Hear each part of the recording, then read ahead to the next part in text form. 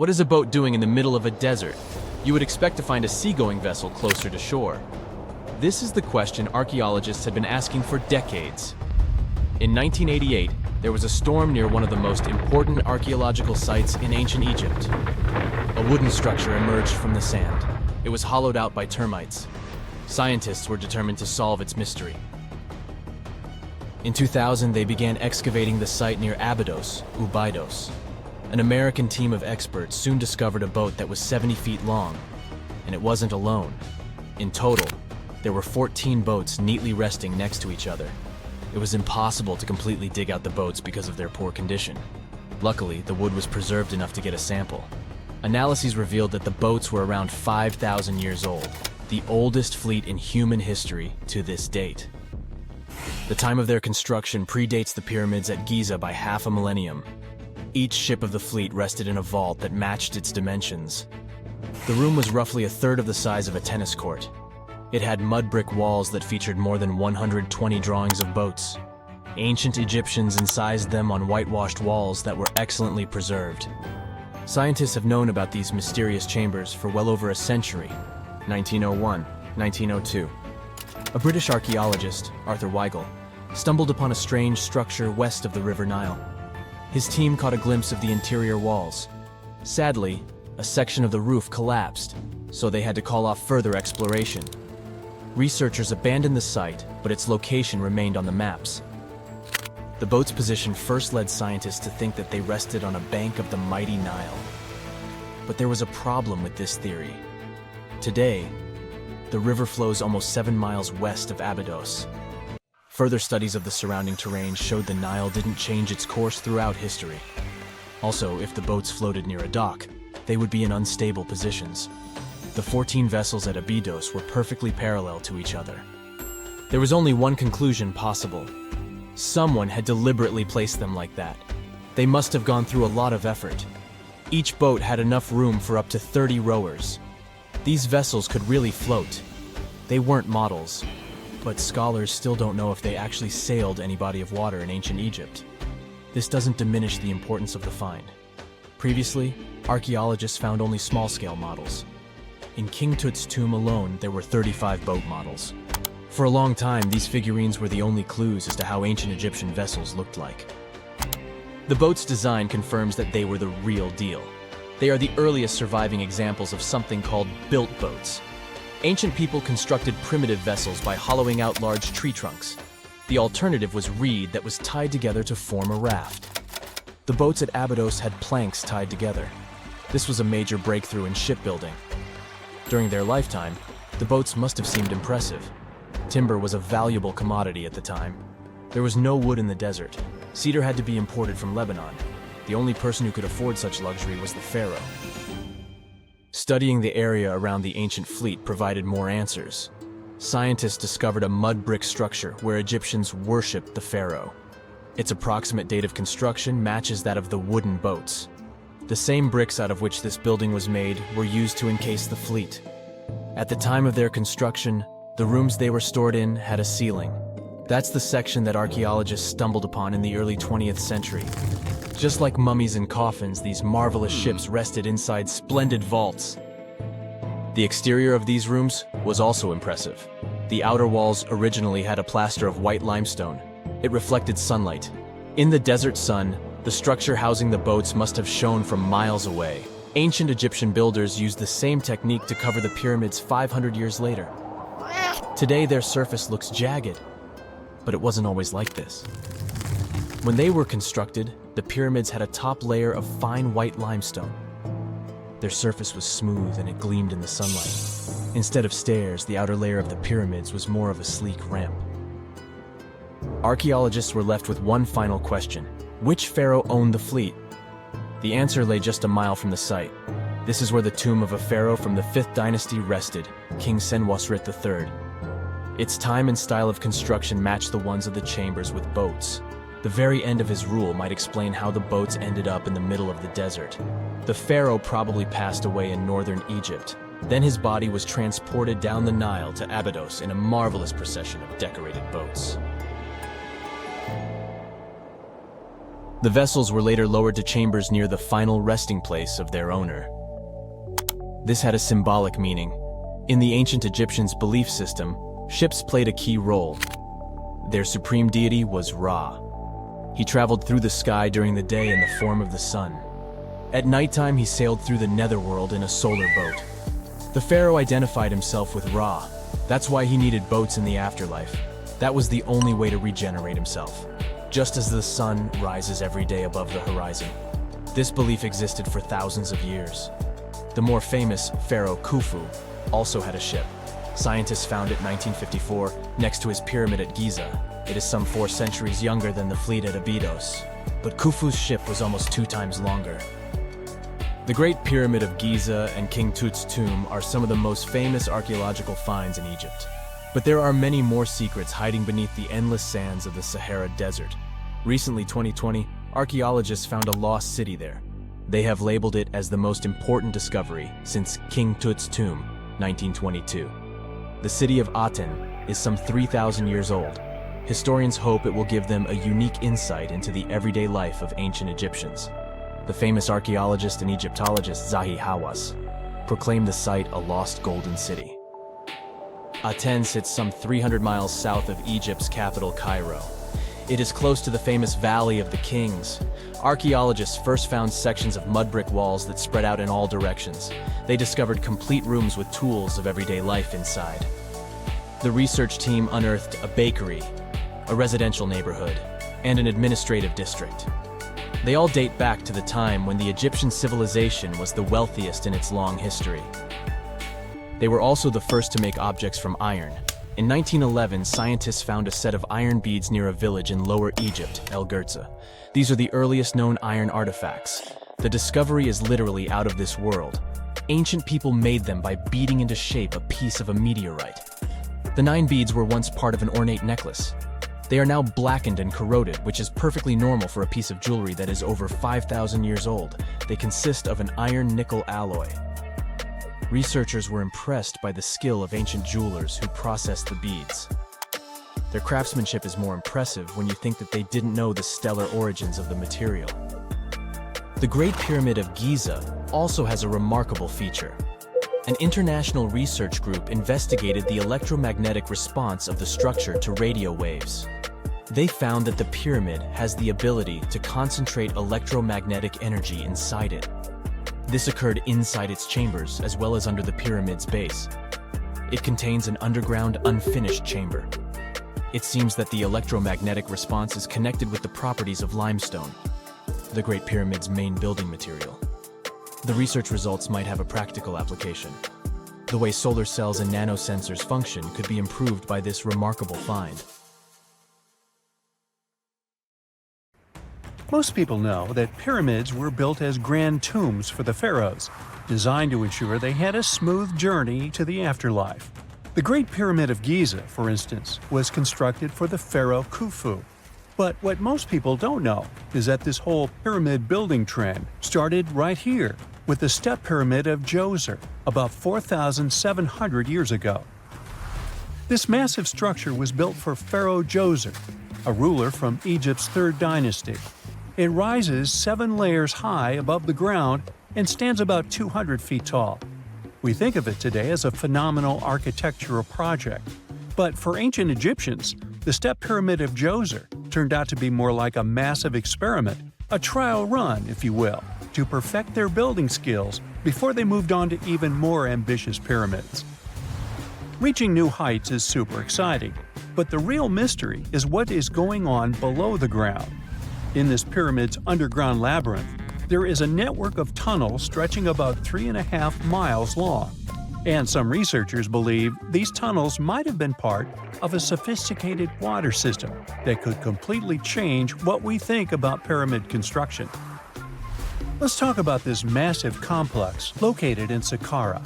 Surrounding the pyramid, there's what's known as a dry moat, a continuous trench that is up to 164 feet wide and almost 2 miles long. It forms a sort of rectangular shape around the pyramid. This trench has an average depth of about 65 feet. Now, if you were to add up all the earth and rock they dug out to create this moat, It would be about 10 times the volume of the step pyramid itself.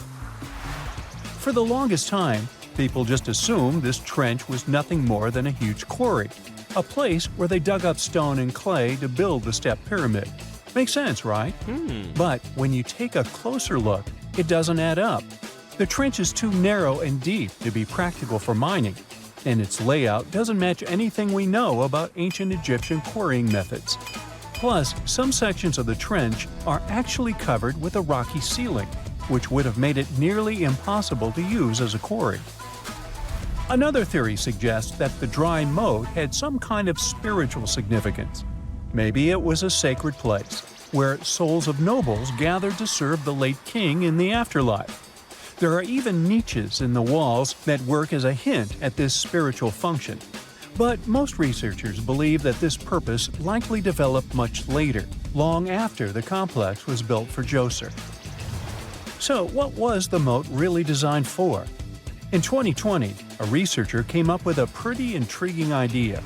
It is possible that this trench was actually designed to collect and manage water, especially after heavy rainfalls. Now, that makes sense when you consider the location.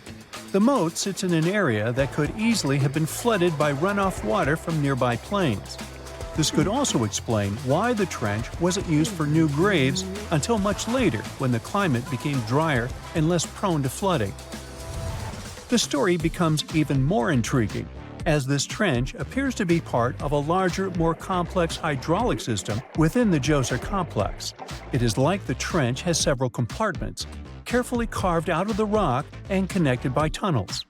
These compartments likely served as a part of a water treatment system, where water would flow from one compartment to the next, getting cleaner as it moved along. Now, here is where things start to tie into the pyramid itself. The Djoser complex has a series of underground shafts, and some researchers think that water from the moat's deep trench might have been used to power a hydraulic lift system. And this giant water-powered elevator could have been used to raise the heavy stones needed to build the pyramid. It worked like a volcano, but instead of lava, water did the heavy lifting. Imagine a big deep hole in the ground at the center of the pyramid site. Inside this hole, there was a huge wooden platform, kind of like a giant raft that could move up and down. When the workers wanted to lift a heavy stone, they would fill the hole with water. As the water rose, the wooden platform started to float up, carrying the stone with it, almost like a giant water-powered elevator. When the stone reached the right height, the workers slid it off the platform and onto the pyramid. The idea is that water from the deep trench, after being cleaned and filtered, would flow into these shafts. A massive float, possibly made of wood, would then rise as the water filled the shaft, lifting the stones up to where they were needed for construction. Once the stone was in place, they'd let the water out, lowering the platform back down to the bottom, ready to lift the next stone. This fancy hydraulic lift system could have been a game changer, making the whole building process a lot faster and more efficient without using a lot of workforce. It is like the ancient Egyptians were already embracing the whole idea of work smarter, not harder. But of course, not everyone is on board with this theory. Some experts argue that the area where the step pyramid of Djoser was built couldn't have held enough water from occasional rains to maintain such a fancy hydraulic system. The main theory suggests that, in the past, there might have been some kind of lake nearby that would have filled up after a period of rain, and this lake could have supplied water to the complex's hydraulic system. But there is no mention of such a lake in any ancient Egyptian writings, so it might be more of a what-if situation than a reality. And then there's the issue of the hard work itself. Remember when I said this method could have allowed the ancient builders to raise stones with far less effort? Well, that might not be entirely true. According to some experts, just building this hydraulic device would have required a lot more heavy work than simply moving the stone blocks using good old-fashioned manpower. And let's not forget, the step pyramid of Djoser is like a baby pyramid compared to those that came later. The stones used for Djoser's pyramid weighed, on average, about 660 pounds each, which is nothing compared to the more than 2.5-ton blocks used later for the pyramid of Chephren. If this cool water lift theory gets completely ruled out, we still need to explain how this pyramid was built in the first place. To answer that, we need to rewind a bit and talk about the original plans. See, before Djoser's tomb became a pyramid, the idea was to construct a simple mastaba. This type of tomb was pretty common in earlier periods, a flat-roofed rectangular structure with sloping sides. But after the original mastaba was finished, they decided to expand it a bit by adding more layers on top. And then they added even more layers, until the construction reached 6 distinctive steps, each one smaller than the previous. And they probably did all this by raising those heavy stones using ramps, not a water-powered elevator. There is still so much we don't know about the step pyramid of Djoser. More research is definitely needed to fully understand how this system worked, or if it even existed at all. But the idea of using water to help build the pyramid adds a whole new layer to our understanding of ancient Egyptian engineering. It's a powerful reminder of just how clever and resourceful those builders were, using the natural landscape and the power of water to create one of the most iconic monuments in history. It's 1898, and you're taking part in excavations in Saqqara. This place, not far away from Cairo, is full of ancient tombs and pyramids. You're in your Indiana Jones mood and hope to find something really phenomenal to become famous. Gold, manuscripts, treasure maps, mummies of famous pharaohs. Wait, a wooden bird? You're really disappointed as it looks like a regular toy. An old one, but still. Little do you know that years later, someone would propose that your bird was actually an ancient monoplane. So the artifact, nicknamed the Saqqara bird, is made of a sycamore tree. The birdie has a wingspan of just 7 inches and weighs around 40 grams. A perfect original souvenir from Egypt, I would say. It's over 2,000 years old and looks pretty plain, without any carvings of feathers or other intricate ornaments. It has a beak and eyes, though, which makes our find look like a hawk, the emblem of the deity Horus. Its tail is rather unusual as it's squared, looks weirdly upright, and it seems like the sunken part of it was the place for a now missing piece. Humans love solving a good mystery, so there have been several attempts to explain the use of the birdie. First, quite simply, is that it was a ceremonial object. The second idea is that it was a toy for a child from some well-off family. It could have been some sort of boomerang, which was a popular concept in ancient Egypt. Then there was a theory that the bird had been used as a weather vane. But this one has been debunked as the figure doesn't have any holes or markings, except for the one made at the museum in Cairo to fix the exhibit on a stick. So there was no way to hang it in the past. Almost a century after the bird was found, Egyptologist Dr. Khalil Masiha proposed a new theory that it could have been a model of a monoplane. He believed the bird was missing a horizontal tailplane. Otherwise, it had its wings set at a right angle, similar to that of modern planes. It could have worked to generate the aerodynamic lift necessary for flights. Dr. Masiha also claimed that it was common at that time to place miniature models of technological inventions in tombs. So, did the ancient Egyptians really invent the plane in 200 BCE? That would make the Wright brothers, who are considered the inventors of aviation, really upset. They made one of their first flights only in 1903. There's just one way to know for sure, and that is to test the model. But you know, the ancient museum in Cairo would unlikely let one of their cherished exhibits fly around like a toy.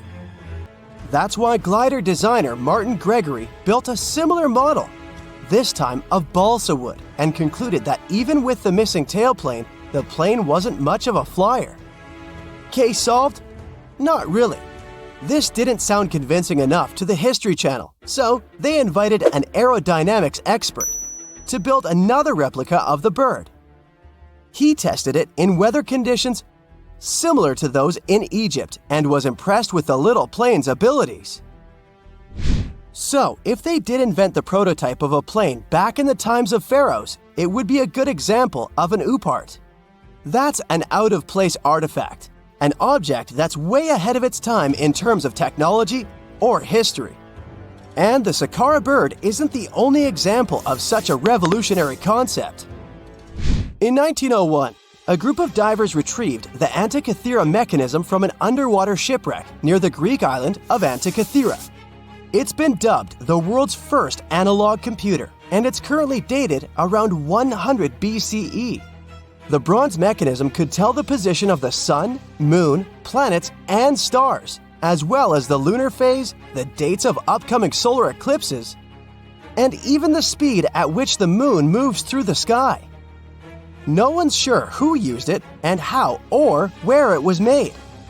But it's obvious that it's extremely precise and way too advanced for its time. The first flushing toilets in the world were invented in the middle of the 20th century. Just kidding. The ancient Minoans on the Mediterranean island of Crete and the Indus Valley civilization both came up with this brilliant invention at the same time, around 4,000 years ago. The plumbing and sanitation were so well done that no one managed to design anything better until 2,000 years later. One ancient Minoan lavatory was discovered at the Palace of Knossos. It looks like it had a wooden seat set over a tunnel that directed water from a rooftop reservoir to an underground sewer. Other varieties got water from jugs. Only the super rich people could afford all this glory. So if you wanted to shop for real estate back then, the flushing toilet would be a telltale sign you were in the rich neighborhood. Automated doors became a cool, seemingly new invention back in 1931. But the technology behind them is actually much older. Think the 1st century CE old. Mathematician and engineer Heron of Alexandria came up with a hydraulic system to open and close temple doors. To bring it into action, you need to light a fire to produce heat. There was a brass pot under the fire, half filled with water. The inventor connected the brass pot to containers that acted as weights. When the fire was burning, the water moved into the containers. They went down and pulled the ropes. It was nothing like a supermarket door that opens in front of you before you even have time to think. Heron's door took hours to open, and there was no way to stop the process. That's why they only opened the doors once a day before people entered the temple, to add some mysticism at the temple during ceremonies. Spooky. Looks like the first ever battery was invented in Baghdad around 2,000 years ago. A German archaeologist found this oval-shaped clay jar in 1938. Scientists are still not sure what purpose it served and who exactly invented it. There is a theory that it was used for electroplating objects with precious metals. When they filled it with a weak acid like vinegar, the battery produced around 1 volt of electricity. Another theory says it was a vessel for sacred scrolls. Would you like to buy contact lenses designed by Leonardo da Vinci himself? In 1508, he invented a glass lens with a funnel on one side. You were supposed to wear it with water inside to improve your vision. Sounds a bit uncomfortable, doesn't it? So, around a century later, French scientist René Descartes decided to improve the idea and make the cornea contact the future lenses. Contacts because they contact your eyes, get it? The glass tube with liquid did help improve vision, but blinking was sadly impossible. 2.5 centuries later, new technologies in the glass industry let scientists design contacts that would fit in the eye and even let the wearer blink. Thanks, guys! Still, those lenses were made of heavy blown glass and didn't let the eye breathe. About 50 years later, contacts became plastic, lightweight, unbreakable, and scratch-resistant, but still covering the entire eye. And then, in 1948, an English optical technician accidentally sanded down a plastic lens and figured out they'd still be in place even if they covered only the cornea. Imagine you're living in 19th century London and need to send a message to New York. It would have taken about 10 days to get there by ship. So when delivery time went from days to hours in 1858, it was a true sensation. The first message was sent by Queen Victoria herself. It was all made possible thanks to the transatlantic telegraph cable, running under the ocean. Sadly, the new cool invention only lasted a few weeks. It took years to bring it back to life. Wow! Scientists have found a lost city beneath Egypt's pyramids. And it's incredibly large, bigger than the biggest target you can imagine. Underground chambers, passageways, and vertical structures. Scientists have no idea what purposes they serve. But let's start from the very beginning. Italian and Scottish scientists studying the Pyramid of Khafra discovered something that looked like secret tunnels under 3 pyramids. This find might change what we know about ancient Egypt. The expedition, called the Khafra Project, was led by Corrado Malunga from Pisa, Italy, and Filippo Biondi from the University of Strathclyde, Scotland. Their mission was to focus on exploring Khafra's pyramid, the second largest on the Giza Plateau. Scientists uncovered a massive structure beneath the Pyramid of Khafra. Could it be an ancient Egyptian underground city? The experts analyzed the data they had and came to the conclusion that 8 large vertical structures could be hiding beneath, possibly wells or shafts. They extend a staggering 6,500 feet across. Imagine placing 2.5 Burj Khalifas on the ground, one after another, and you get the sheer size of this find. These shafts also plunge nearly 2,000 feet underground. Some of the deepest underground stations in the world are located at a mere 380 feet underground or so. These cylindrical shafts are surrounded by spiral paths. Picture some old Gothic castle. They're connected to 2 giant, weirdly shaped chambers. Are those cubes? Or possibly bowls? Each of these chambers is likely more than 260 feet across. Now, even though we know about the structures now, no one has figured out their original purpose yet. Want to hear something even more shocking? Okay then. The team is almost sure that similar access points can be found under all 3 pyramids. In other words, all of them might be linked by a hidden system of underground tunnels, chambers, and passages. Even deeper, about 4,000 feet under the surface, there might be more unknown structures. And doesn't it add to the mystery? But the coolest news is that, according to some team members, these hidden structures near Giza pyramids could align with the legendary Halls of Amenti. In ancient Egyptian mythology, it's a place where people are believed to arrive when they're close to the end of their days. There, they are said to take a 3-day-long trial, facing their biggest fears. Now, how did scientists even discover these hidden spaces? To uncover them, researchers used 2 satellites positioned 420 miles above Earth. They sent radar signals to the Giza Plateau, and these signals generated detailed images, which were later compiled into a 3D model of the underground layout, including the newly detected shafts. Then, using synthetic aperture radar or SAR technology, which is a type of radar that can penetrate through stone, the team also spotted 5 small room-like structures hidden deep within the pyramid. One of these chambers contained a sarcophagus, which was once thought to be the tomb of Pharaoh Khafra. But now, scientists believe this was a mistake. The true burial site is likely to be elsewhere. In any case, these 5 hidden rooms were completely unknown before the scans. They seem to be arranged in the center of the pyramid and are linked to underground pathways leading somewhere below the structure. There's an opinion that these tunnels could lead to more hidden chambers and wells. Some of them might be around 4,500 years old. Wow! What if they help us solve ancient civilization mysteries? Preliminary data suggests that all this underground space can be much more than a few empty chambers. There might be many more hidden structures near the Giza pyramids. How come? Well, the thing is, the structure appears to include hollowed-out sections with spiral pathways leading even deeper underground. Refining the images hinting at this could reveal an extensive subterranean network. It might be a whole city hidden under the surface. Now, despite the excitement surrounding these findings, There are also a lot of people who don't believe in the existence of the underground city.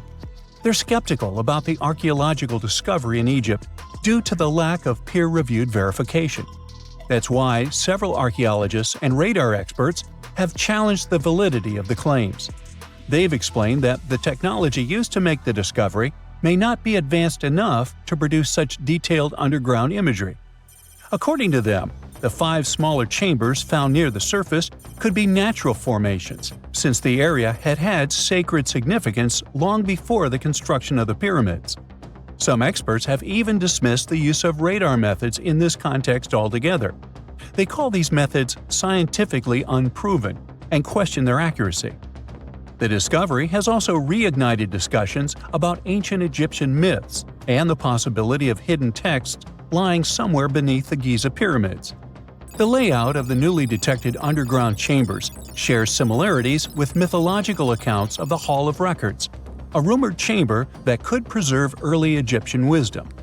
If confirmed, these findings could significantly reshape the understanding of Egypt's sacred topography. Plus, this lost city beneath Egypt's pyramid could become physical evidence of previously unknown underground structures. That's why the Khafra project is super eager to begin excavating to confirm their findings. But getting approval from Egyptian authorities is a challenging process. The discoveries still need to undergo peer review before they are accepted by the academic community. By the way, this recent archaeological discovery in Egypt comes on the heels of another discovery involving a weird structure beneath the Royal Giza Cemetery, which researchers believe is unnatural in origin.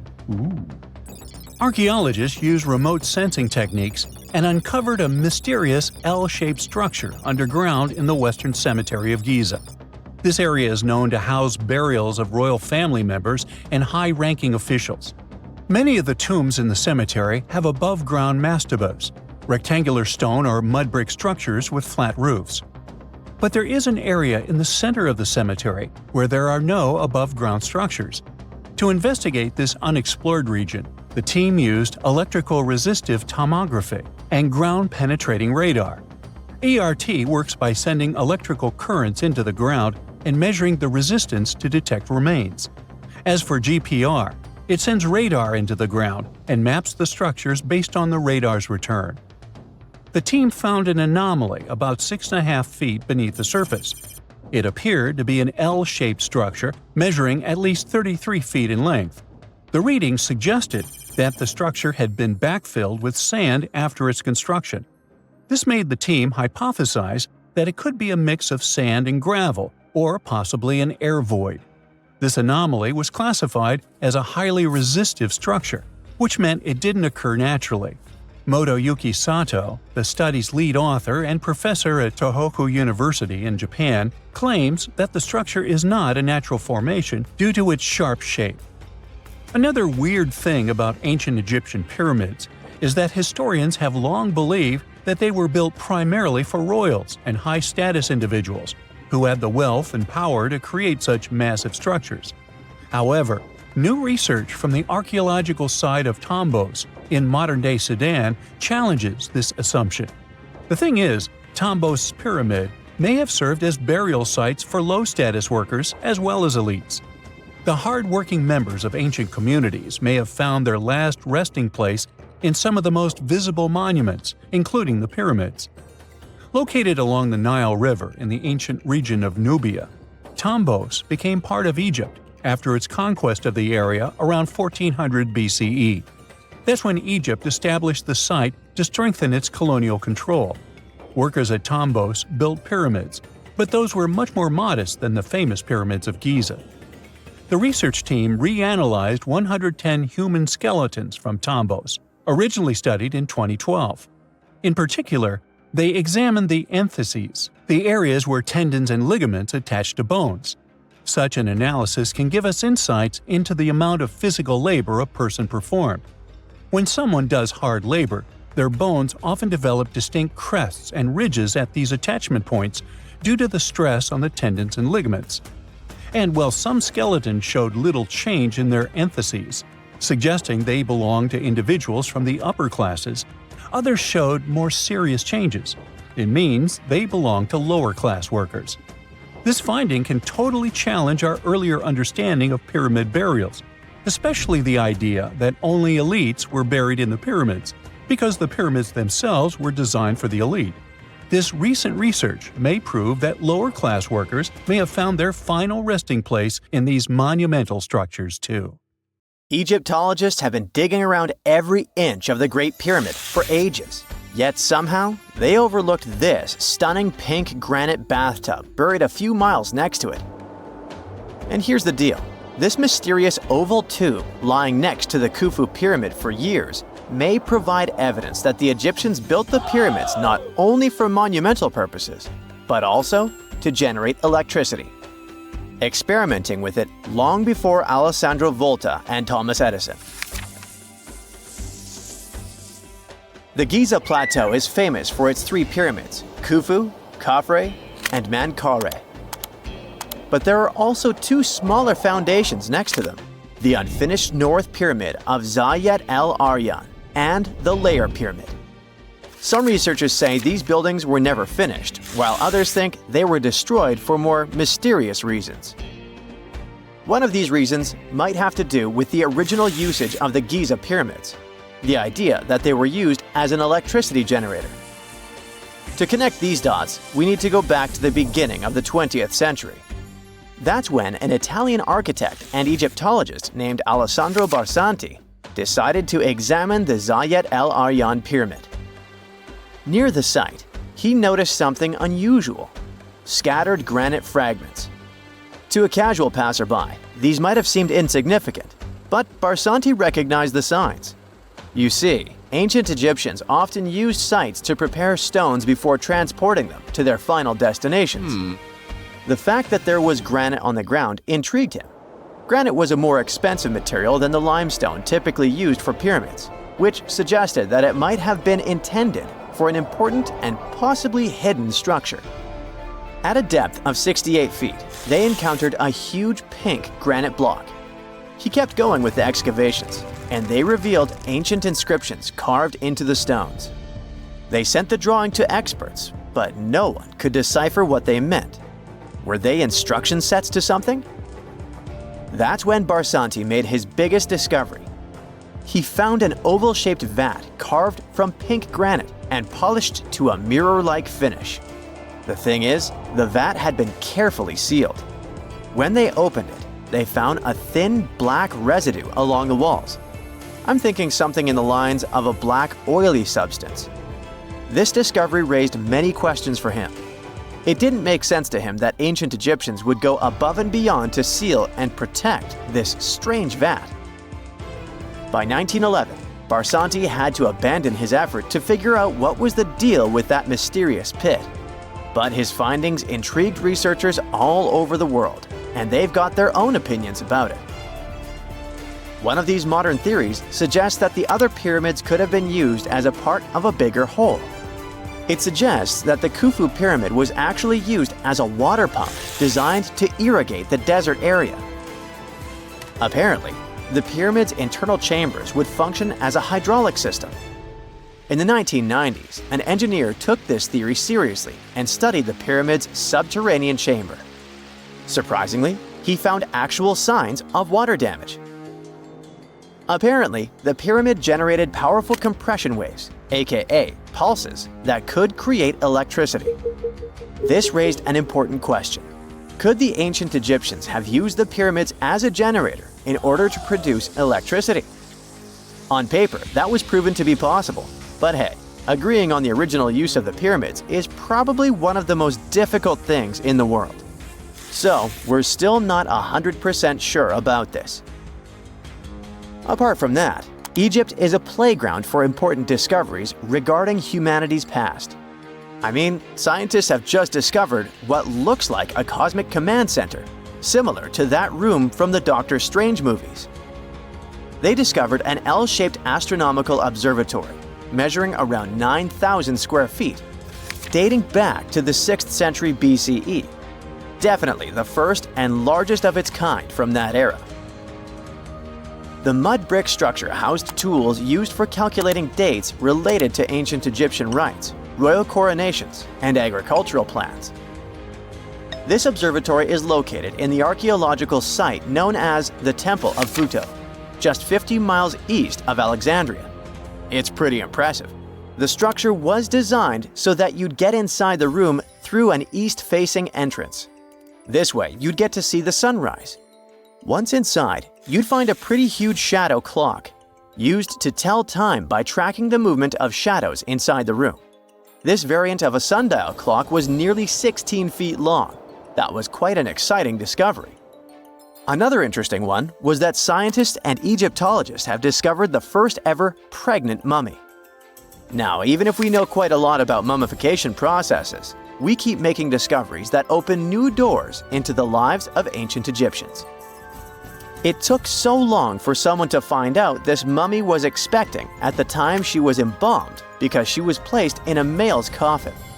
More specifically, a male priest. Historians say that during the 19th century, a lot of traders mixed coffins up in order to sell them. Yes, that means they opened them and switched mummies to please their buyers. It was a complete surprise because they were hoping to study more about ancient health issues when they opened this coffin up. But they had another special research on their hands: prenatal practices in ancient Egypt. This mummified woman who lived about 2,000 years ago was from 20 to 30 years old when she passed away. She was found in Thebes, and her remains were incredibly well preserved. You see, mummification recipes varied across Egypt. In this woman's case, researchers could tell she was a member of the high society since she was buried with special amulets. But since mummification methodologies differed so much between cities and time periods, they still have to dig further to understand why she was embalmed along with her baby. Speaking of mummies, scientists were digging up a final resting place in Saqqara, also in Egypt, and they unearthed two embalming workshops. One was for humans and the other for sacred animals. Apparently, the workshops date back to about 2,400 years ago. They were equipped with stone beds, clay pots, and ritual vessels. Everything you needed to mummify. But that's not all. Archaeologists also stumbled upon cheese stored in jars behind tombs that were over 3,000 years old. Yep, cheese. This shows that the ancient Egyptians were pretty savvy when it came to preserving food, too. They knew how to store stuff for the long haul, not just the mummies. It really shows how they applied their preservation skills to both food and bodies, giving us a glimpse into their impressive technological know-how. Scientists have also found one of Egypt's oldest complete mummies, and to their surprise, it was completely covered in gold. You see, Egyptian mummies covered in gold are already a rare thing, but they weren't expecting it to be the oldest one ever found. The mummy was quite well preserved, and they could identify that it was the remains of a wealthy man called Hekashepes. Many symbols show that he was important and wealthy, like the band he wore on his head and the bracelet on his chest. He was also dressed in a tunic wrapped with a belt, which was a way to preserve the good appearance of a person after they passed away. To reveal it, they had to open the final resting place with mortar. Basically, it was like they were opening a time machine, just as the ancient Egyptians did 4,300 years ago. If you think about it, it's almost like entering a time capsule. Enough about mummies. Scientists also found something very exciting hovering above the pyramids. They had to use a fancy top-notch radar known as LRIT, aka Low Altitude Long Range Ionospheric Radar, which can see these invisible waves far away into the sky. LRIT helped them discover giant plasma bubbles floating in the air above the pyramids. These bubbles are called plasma bubbles, and they wreak havoc on modern technologies. I mean, they can disrupt GPS and phone signals for hundreds of kilometers in diameter from where they're located. These bubbles are massive, sometimes as big as cities, and they're caused by the sudden depletion of charged particles in the ionosphere. So, instead of spreading out evenly throughout the ionosphere, they stick together in this wave-like form. This was a pretty important discovery because it can help scientists understand how to prevent these waves from messing with our technology. Something strange is lurking beneath the sands of Giza, and scientists have no idea what it is. Archaeologists just found a hidden structure near the Great Pyramid using advanced ground scanning technology. What's inside? Nobody knows, but excavations are already underway. The Great Pyramid of Giza is one of the most famous monuments on Earth, but it doesn't stand alone. It's surrounded by an ancient necropolis, a massive royal graveyard filled with tombs and monuments. They belong to pharaohs, nobles, and other high-ranking officials. Most of these tombs are above the ground. They're called mastabas, rectangular, flat-roofed tombs built from limestone or mud brick, and they've been studied for decades. But from old movies, we know that these weren't simple graves. They have deep vertical shafts leading to underground burial chambers, where the past was sealed away for eternity. And recently, archaeologists found one curious empty space in the cemetery, a completely unexplored patch of ground. No mastabas, no visible ruins, nada. For years they ignored it, but between 2021 and 2023, they decided to investigate. They didn't dig though. Instead, they used a technology that kind of acts like X-rays for the ground. These radars let scientists see the secrets hidden there. And there was something hidden beneath the sand, something deliberately buried and forgotten. A two-part underground structure. One part was shallow and L-shaped. It's about 33 feet long and buried just 6.5 feet deep. But below that, a deeper, more mysterious anomaly, a structure completely different from anything else in the area. They called it a highly resistive anomaly, which means it's dense and solid, likely made of stone, sand, or even metal. And still, no one has a clue what's inside it. Now, it's clear that humans made the L shape. It wasn't formed by nature. And the shallower structure might have been an entrance to whatever is hidden below. But they only have some theories about what might be hidden there. It's also filled with sand and gravel. It was probably deliberately backfilled after its construction, perhaps to preserve this. Why? Well, we don't know yet. The archaeological team will need to excavate to understand what exactly this thing was and why it was built. The first guess is a lost burial chamber. Many tombs in Giza have underground burial sites, but most have clear surface markers. This one, for some reason, has nothing, but it could be one of them. The second guess is an ancient offering chapel. Egyptologists know that some chapels were built in this shape, but usually they were above ground, not buried like this. And finally, it might be something we've never seen before. If this turns out to be a new type of structure, it could rewrite what we know about the burials of pharaohs. The only way to know for sure is to dig it up, and that's exactly what's happening right now. Excavations are already underway. Archaeologists are racing against time to uncover the truth. But there's a real danger there too. Giza's fragile ancient structures need to be handled carefully. Otherwise, they could be damaged beyond repair. So all we can do is wait for the truth. Now, these tombs always held fascinating mysteries. Unfortunately, we'll never learn tons of these mysteries because of some relentless tomb robbers. Egyptian tombs were built to guard the bodies for eternity.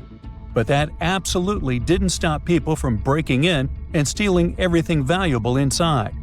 They've been bothering these ancient sites for thousands of years, starting way back in Pharaohs' times. Many of the most famous tombs, including those in Giza, Saqqara, and the Valley of the Kings, were looted. It was a common practice in ancient Egypt. And they were serious about this whole thing.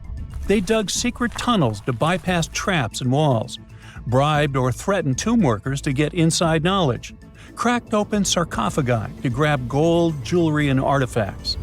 And by the time modern archaeologists got to most of these tombs, they had already been picked clean. The reigning pharaohs got tired of this infuriating nonsense. The Valley of the Kings, the famous burial ground of Egyptian royalty, was supposed to be the ultimate safe zone. Tombs were built deep underground, hidden in the desert. Passages were sealed with giant stone blocks. False doors and traps were added to confuse thieves. Even curses were written on the walls, warnings of horrible endings for anyone who dared to disturb the tomb, which is exactly where we got all those horror stories about mummies from. Spoiler alert, none of it worked. Most tombs in the Valley of the Kings were fully robbed within 100 years of being sealed. Even King Tutankhamun's tomb, one of the most famous in history, was broken into twice in ancient times. Some of them decided to try and fight back. The New Kingdom rulers built hidden unmarked tombs in a way that should have prevented the looters from finding them, but didn't work. Some pharaohs, like Ramses II, were moved in secret to prevent their bodies from being stolen. Nope, didn't matter. The grave robbers always won. That's because tomb raiders weren't just random thieves. They were skilled, organized, and well-connected. They knew exactly where to look. Many were the ones who had built these sites in the first place, and they knew where the entrances were. If they couldn't smash through the doors, they'd dig through the walls, floors, and even ceilings to break inside. They also worked fast, often within a few years after the tombs were sealed, before anyone forgot where the valuable stuff was. The Khufu's pyramid, the one that's next to this newly discovered structure, was looted long before modern times. The one thing left inside when explorers got there? An empty granite box where the sarcophagus used to be. Unfortunately, it's not just about gold. History itself gets stolen during these raids. Ancient Egyptians wrote detailed records of what exactly and where they buried. So when archaeologists compare these lists to what's found, they can see what's missing, which is often everything valuable. Most artifacts don't end up in museums. They just disappear into private collections, where they can never be studied again. Which is, of course, completely unfair. In fact, a few countries have had enough and started passing laws to take historical artifacts back from private collectors. In Italy, if you own an ancient Roman artifact, you must prove you got it legally. China is actively hunting down stolen artifacts, and they must find ways to retrieve it back from the Western collectors. In Egypt, they passed new laws making it illegal for private citizens to own any ancient Egyptian artifacts at all. Other countries, like the US, the UK, Germany, or Switzerland, are completely fine with rich guys owning their history. The British Museum is built on looted things. European empires invaded half the planet and took whatever they wanted back home. Their museums are often full of such stolen artifacts, and unfortunately, they refuse to give most of them back. For example, the Rosetta Stone. It was taken from Egypt by Napoleon's army, then stolen again by the British after they beat the French. Egypt has been demanding to return for years, but they still can't get it back. Or the Parthenon marbles. These magnificent massive Greek structures were taken from the Parthenon in Athens by a British lord in the 19th century. Greece has been begging for them back ever since, but the UK doesn't feel like it. Not to mention tons of Mesoamerican artifacts, scattered in various museums across the world. European explorers raided Mayan and Aztec temples, took statues, jewelry, and sacred objects, and now Mexico is fighting to get them back. Well, wouldn't it be surprising even if this mysterious underground chamber has somehow been looted already? But if it's a newly found place, could it be one of the few that escaped the hands of grave robbers? Could there still be ancient artifacts, untouched for 4,500 years? We can only hope that those guys didn't get there first. Secant, cosine, tangent, sine, 3.14159. Yeah, that was the cheer we heard coming from the trigonometry club back in the day. For the rest of us in math class, terms such as sine, tangent, and pi were just bewildering. Who invented these and why? Was their only purpose to make it harder for students? Well, not quite. Trigonometry was invented by the ancient Egyptians. They needed this knowledge to construct pyramids, and they did a pretty good job too. The Great Pyramid in Giza still stands today, some 4,500 years after it was built. No recalls either. So let's get out of that classroom and on a journey through time to reveal the secrets behind the ancient Egyptians' precision. Here you are, standing on the Great Pyramid's construction site, some 9 miles from Cairo. Well, the city still isn't there, as you're surrounded only by the desert and teams of construction workers. They're transporting large stone blocks weighing 2.5 tons each. They're inside a wooden sled that sits on large rollers. A crew of 8 men rolls these blocks along the ground. You immediately think of the rollers on a supermarket cash register. The principle is exactly the same, but the scale is greater, much greater. Scientists estimate that the Egyptians used 2.3 million such blocks in the Great Pyramid alone. And the block in front of you is one of the lighter ones. The heaviest of them weighed up to 15 tons. But where did all these blocks come from? Most of them originated from quarries around Giza. It's not that impressive, you think, but wait until you hear how ancient engineers transported the granite used in construction over 500 miles to the pyramid. There were no railways or highways back then, but the mighty Nile was always there. Researchers even believe that the Egyptians dug a canal to connect the Nile directly to the pyramid's construction site. All they had to do then was to wait for the flood season to begin, and voila! The rising water levels floated the heavy stone blocks for them.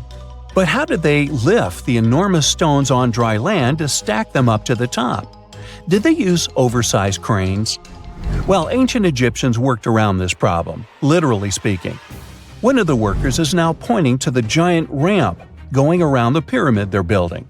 This is how a mountain road zigzags its way to the top. If the ramp went directly to the top of the pyramid, then workers couldn't pull the stone blocks along it. It would be too steep. Scientists have calculated that 8% could be the maximum incline. So ancient Egyptians just extended the ramp around the pyramid. Again, these are all theories, as the ramp could have been inside the pyramid, as some researchers suggest. The exact building method is still a mystery, guarded by the Sphinx.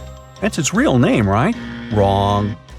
As the Great Sphinx is just the statue's alias. You know, the name writers take when they want to hide their true identity, or a singer's stage name. The Sphinx's real name, translated from Egyptian, means Horus in the horizon. That was the name for the Egyptian deity of the sky. The trail of mystery doesn't end there, as a man walks past you with a bucket of paint. He's going to add a touch of color to the Great Sphinx. Researchers found specks of this red color next to its ear. That was some strong paint, as it survived for thousands of years. You are now standing straight in front of the Sphinx. You look up. It's very tall, right? 66 feet to be precise. Now resist the urge to take a selfie. You can do it. Now you notice something else. It looks like the Sphinx is in the center of a giant triangle in the back. That's one side of the Great Pyramid. And no, your eyes are not playing tricks on you. The Sphinx really does sit in the center of the pyramid's lateral face. Here's where math comes in handy. A pyramid has 4 sides, called lateral faces. There's also a 5th face, the base, but that's not visible. It's, wait for it, face down. The Sphinx has one last mystery to reveal: its age. Scientists agree that Pharaoh Khafre built the Sphinx. He ruled after his father, who had built a great pyramid nearby. So both structures were finished around the same time. Let's talk about numbers again.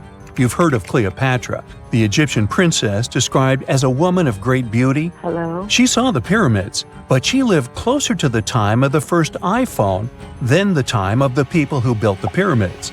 Fascinating, right? You can see thousands of people around you.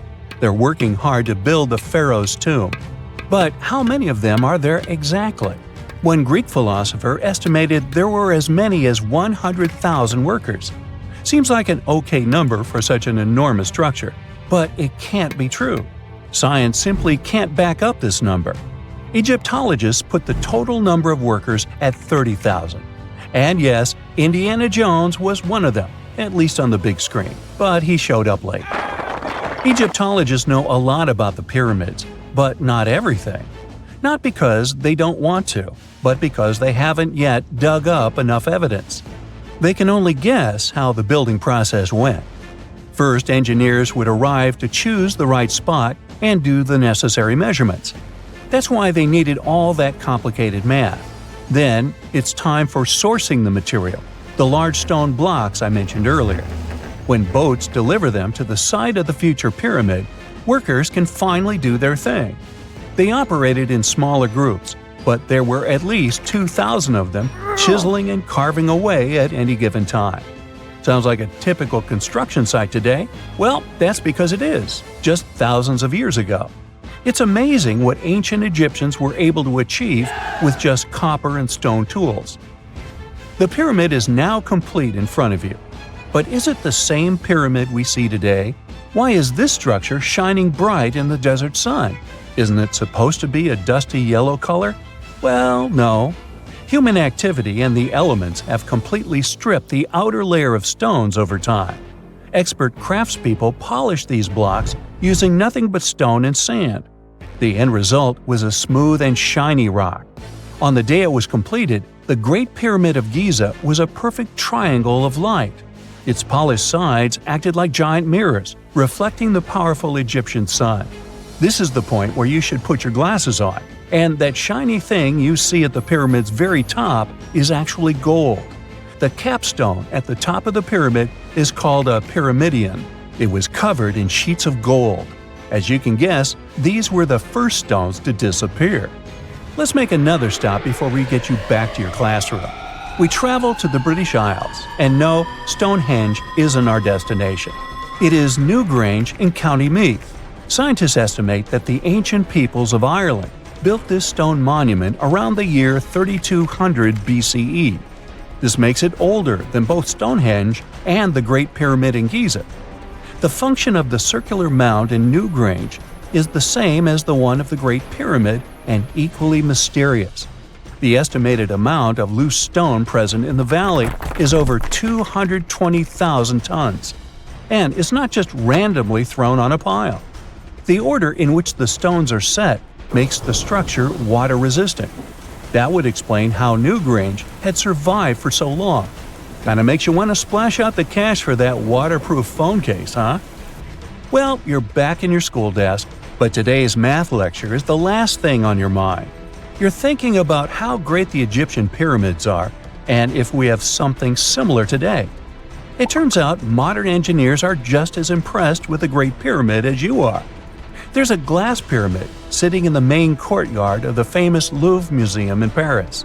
The panorama of San Francisco wouldn't be complete without the 48-story Transamerica Pyramid. But Las Vegas went the furthest. There we find the Luxor Hotel. It's so big that it's the third largest pyramid on the planet. And guess what's in front of it? Yup, a replica of the Sphinx. It's 110 feet tall, 2 stories higher than the one in Giza. Yeah, everything's bigger in Vegas. The story goes that 2 Mayan twin boys loved to play ball. Sure, they were really good at it, but they also made a lot of noise when playing. The lords of the underworld soon became bothered by the sound and summoned the 2 boys to the underworld, a place the Mayans called Xibalba. As soon as the boys reached their gloomy destination, the lords of the underworld began putting them through a series of tests. Soon enough, the inexperienced twin boys failed the tests and lost their lives. But this was not in vain. This sad event resulted in the appearance of a beautiful fruit tree. Soon enough, a young woman saw a beautiful fruit on this tree and reached up to pick it. Legend has it that soon after that, she gave birth to another set of twin boys named Hunahpu and Xibalba. Just like their ancestors, these twins were great ball players, but they were equally as loud, and the lords of the underworld became annoyed again. They decided to ask this pair of twins to come to play a game in the underworld, hoping to get rid of them too. When the twins arrived, the Lord sent them through a number of frightening places. The first one was the House of Gloom, which was very dark. They then passed through the House of Knives, where they had to avoid getting injured. The twins then built a fire in the House of Cold, so that they didn't freeze, and ran through the House of Jaguars, where they tricked the animals into not eating them. Finally, they entered the House of Bats, where they seemed to have lost their luck. One of the bats managed to run off with Hunahpu's head. The lords then challenged the twins to play ball with them, but the boys were clearly at a disadvantage. Gibalanqui placed a turtle on Hunahpu's shoulders to make up for his lost head, and they began playing. As the lords became distracted by an animal near the court, Gibalanqui stole his brother's head and placed it back in its place. Much to the annoyance of the lords, the twins were now able to tie the game. Hunahpu and Gibalanqui continued to perform a series of tricks for the lords of the underworld. One of them involved Gibalanqui injuring Hunahpu and then bringing him back to life. The lords were so impressed by the twins' performance that they asked them to do the same trick on them. Of course, the twins agreed, but after performing their trick on some of the lords, they refused to revive them. Seeing what had happened, the lords of the underworld admitted defeat and begged for their lives, promising not to intervene in the lives of people ever again. Hunahpu and Gibalanqui were happy to have avenged their ancestors and gained the respect of the lords. Legend has it that the lords of heaven were so impressed by the twins that they took them to live in the sky by turning them into the moon and the sun. The Maya civilization was one of the most dominant indigenous societies in history, and their folklore and traditions are still discovered and studied today. They used to live in a territory called Mesoamerica. It was made up of modern-day Mexico and parts of Central America like Guatemala, Belize, Honduras, Yucatan Peninsula, and El Salvador. They lived from 1800 to 900 BCE and up to 900 to 1500 CE. Apart from their impressive legends, the Maya were very skilled inventors. They're known for their calendars, writing systems, farming methods, and sports. Their writing, for example, was found preserved on buildings and stone monuments, as well as in rare books and pottery. It's a system made out of more than 800 hieroglyphics in various combinations. Each of those signs was said to represent a syllable. Their writing system was deciphered by accident by Tatiana Proskorakov, an American woman who initially studied to be an architect. Since she didn't find a job in her field, she eventually became a Mayanist in her own right, despite not being academically trained. She was the first to notice that the Mayan upended frog glyph meant birth, and that their toothache glyph meant the date when the king ascended to the throne. It made it easier for scientists to pinpoint birthdays, as well as the names of the rulers of a specific Mayan dynasty. They also invented the concept of zero, which is seen as one of the greatest innovations in mathematics, physics, and human history altogether. Sure, even back then, people understood the idea of having nothing, but the concept of zero as a number is a relatively new invention. A fun fact about Mayans is that they really liked hats. The bigger your hat was, the more important you looked. Not only was it a sort of fashion statement, but it also made them look taller, which was a big deal for their aesthetic. The Mayans also came up with one of the most intricate and complex calendars in human history. It was the first to use zero as a placeholder. Their calendar ended on December 21st, 2012, which led some people to believe that it translated to the end of the world. Obviously, that was not the case. It just so happened that the date coincided with the end of a Mayan cycle of years. But you know, as advanced in science and astronomy as they were, they did make some mistakes. One of them was their belief that the world was flat. Their theory was that the four corners of the world were watched by the brother lords, who kept the sky from falling over their lands. Hats off for their menus, though, as they were well-known chocolate eaters. They turned eating chocolate into a form of art. The drink they made wasn't really like the hot chocolate we enjoy today, though.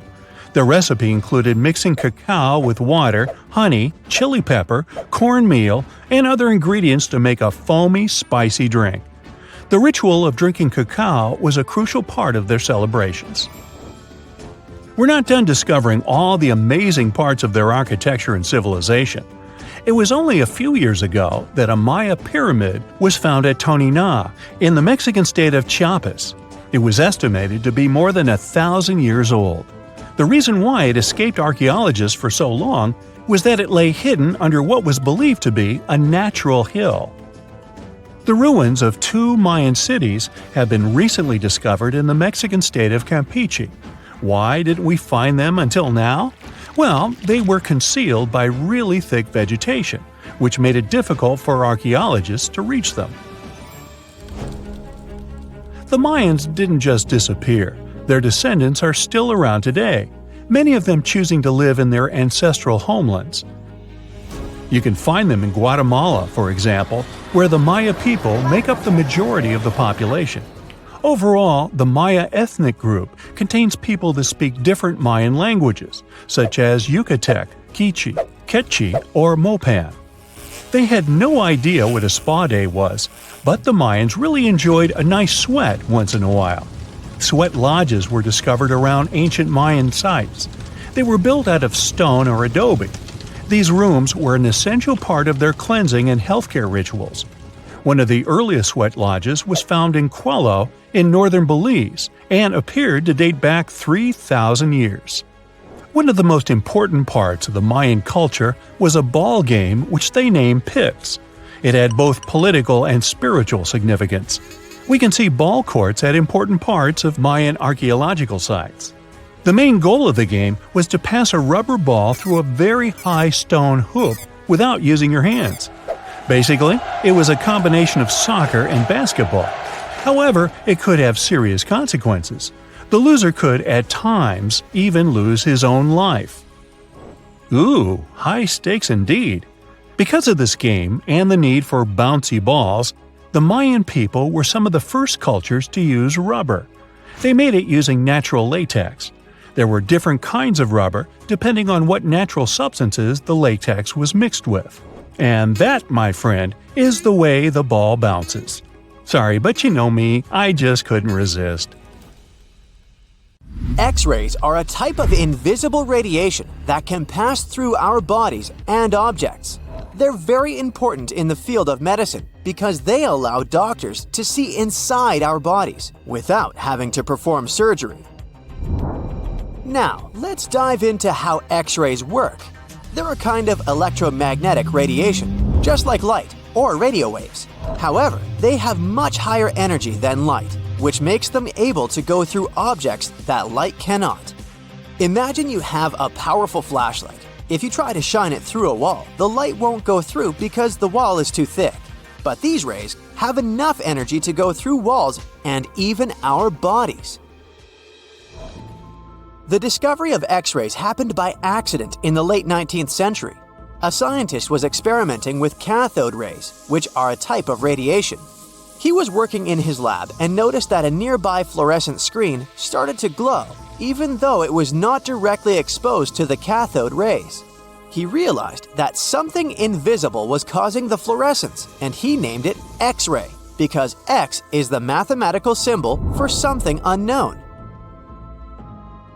He continued experimenting with such rays and discovered that they could pass through many objects, like flesh and bones, but not through denser materials like metal. He also found that X-rays could create images on photographic plates, just like a camera takes pictures. The way this works is quite fascinating. Imagine you're standing in front of a bright light and you hold your hand in front of your face. Your hand blocks the light and you can't see through it. But if you place a sheet of tissue paper in front of your hand, some light will pass through, and you'll be able to see the outline of your hand. X-rays work in a similar way. When a doctor wants to take an X-ray of a part of your body, they will ask you to stand or lie down next to a machine.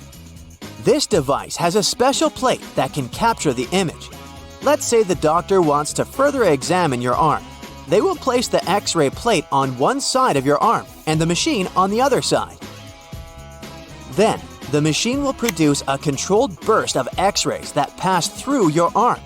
Remember how we talked about the tissue paper allowing some light to pass through? Well, in this case, some of those X-rays will go through your arm, while others will be absorbed or blocked by the denser parts of your body, like bones. The plate captures the X-rays that pass through your arm, and it creates an image. This image shows the bones and other structures inside your body, allowing the doctor to see if there are any problems or injuries. Now, you might be wondering why X-rays can pass through some things but not others. It has to do with the density and composition of the objects. Denser materials like bones absorb more X-rays, so they appear white in the image. So when you look at the result, you'll see your bones as white shapes. Other tissues like muscles and organs are less dense and allow some of those rays to pass through, so they appear as gray shadows. What if I told you there's a whole new way you can peek inside objects, but without using X-rays? I'm not talking about magic powers. Take a comfortable seat while I explain what muography is. This fascinating scientific technique allows us to see inside objects and even beneath the Earth's surface using a special type of particle called a muon. These elementary particles are very similar to electrons, but they're much heavier. They are created high up in the Earth's atmosphere when cosmic rays, which are particles coming from space, collide with the air molecules. Now, muons are special because they can pierce through different materials. They can pass through rock, soil, and even buildings. Scientists realized this potential back in the 1950s when they were studying cosmic rays and noticed that some of the particles could pass through thick materials. The first muography experiments took place in the 60s. Specialists discovered that muons can be detected using special devices called muon detectors. These detectors are usually placed underground or in specially designed laboratories to shield them from other particles and background radiation. Now let's dive into how muography actually works. Imagine you have a large object, like a pyramid, a mountain, or even an ancient statue, and you want to see what's inside without damaging it. First, detectors are positioned around the object or in the area you want to examine. These detectors are sensitive to muons and can track their paths. When such a particle passes through a detector, it leaves a trace, like footprints in the sand. By collecting data from multiple detectors, scientists can reconstruct the paths. Here's where things get really cool. The Earth's atmosphere acts like a natural filter for muons. It turns out that the more massive an object is, the more particles it will block. So, if you have a large, dense object like a mountain, fewer muons will pass through it compared to a smaller, less dense object, like an empty box. This difference in the number of particles that reach the detectors can give us clues about what's inside the objects. Scientists use computer algorithms and mathematical techniques to analyze the data and create images. These images represent the density distribution of the object being studied. It's like creating a map that shows where the densest areas are and where there's gaps inside the object. The concept of muography is similar to using shadows to understand the shape and size of an object. Imagine you're standing in front of a bright light and you place your hand between the light source and a wall. You'll see a shadow of your hand on the wall. Based on the shape and size of the shadow, you can get an idea of what your hand looks like, even though you can't see it directly. This technique has been used to study various objects and structures. For example, scientists have used it to explore the inside of volcanoes and pyramids, and even to investigate the structure of mountains and the Earth's crust. With the help of this amazing technique, scientists have now uncovered new information about the Great Pyramid of Giza. They discovered something that had eluded tomb raiders for centuries. They found a hidden chamber. And guess what they named it? The Big Void. Yeah, I know, not the most creative name. They even used 3 different muon detection techniques just to be super sure that it was indeed a big, mysterious void inside the grandest pyramid of them all. Once news got out about this mind-boggling discovery, Egyptian authorities couldn't resist the temptation to explore further. So, they brought in an endoscope camera to confirm the existence of this epic void. So, they inserted a camera through one of the openings underneath the entrance, and voila! It revealed a corridor. More so, the corridor had a chevron ceiling. I can't help but imagine the ancient Egyptians using it as a cool dance floor. Another team of scientists decided to take another shot at scanning this newfound void. According to them, the Great Pyramid of Giza is a pioneer in the pyramid game. It used a technique called chevron to cover internal structures and keep them from collapsing. Now, why did the ancient Egyptians build this corridor and the grand void it leads to? One theory suggests that the corridor was built to relieve pressure inside the pyramid. Another theory says that the void could be a result of the pyramid's construction process. It could have been an internal ramp used to move roof blocks into position, and then it was left there or filled loosely with rubble. According to other enthusiastic explorers, there might be another burial chamber waiting to be discovered. They believe that the pyramids were built with a dash of randomness in the construction process. As the builders worked their magic, they realized that some chambers wouldn't be able to handle the weight of a majestic sarcophagus. So they made adjustments on the fly, creating new plans as they went along.